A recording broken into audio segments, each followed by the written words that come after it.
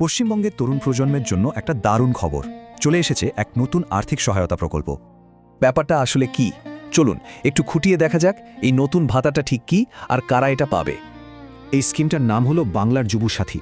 সোজা কথায় রাজ্যের বেকারদের জন্য একটা মাসিক ভাতার ব্যবস্থা। আর পুরো ব্যাপারটা দেখভাল করছে রাজ্যের শ্রম দফতর, মানে এমপ্লয়মেন্ট ব্যাংক। এবার আসি আসল কথায়, টাকার অঙ্কে। প্রতি মাসে পাওয়া যাবে ঠিক ১৫০০ টাকা। কিন্তু কারা পাবে এই টাকাটা? হ্যাঁ, এর জন্য কিন্তু কয়েকটা শর্ত আছে। দেখা যাক সেগুলো কি কি। তবে একটা কথা, সবাই কিন্তু এই সুবিধে পাবে না। কারা কারা বাদ পড়ছেন সেটাও জেনে রাখা ভালো।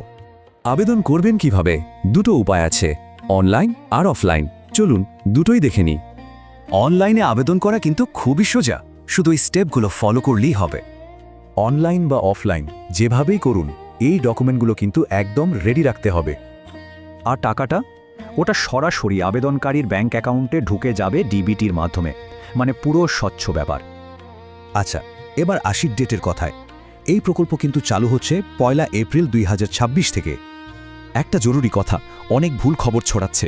আসল অ্যামাউন্ট কিন্তু ১৫০০ টাকা, এর বেশি একদমই নয়। তাহলে চলুন সবটা একবার ঝটপট রিভিশন করে নিয়ে এক নজরে। সবশেষে একটা বড় প্রশ্ন কিন্তু থেকেই যাচ্ছে, এই টাকাটা তরুণদের ভবিষ্যৎকে ঠিক কোন পথে নিয়ে যাবে?